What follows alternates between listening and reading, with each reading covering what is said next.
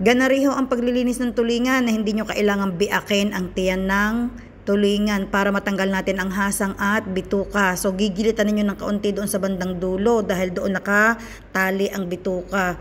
Tapos inyong bubuksan ang hasang at kukuhanin ninyong pailalim na gayon hihigitin. Tapos mamasahihin ninyo ng kaunting paunti-unti para makatulong sa kanyang paglabas. Ayan.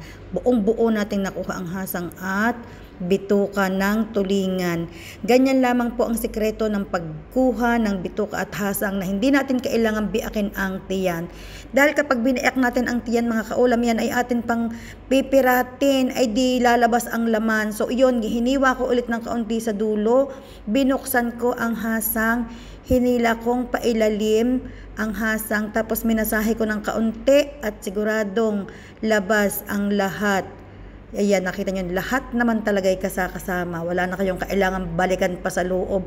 Kundi ang kailangan lang ninyong gawin ay linisin ang loob, patuluan ng tubig at imasah-masahin ng kaunti.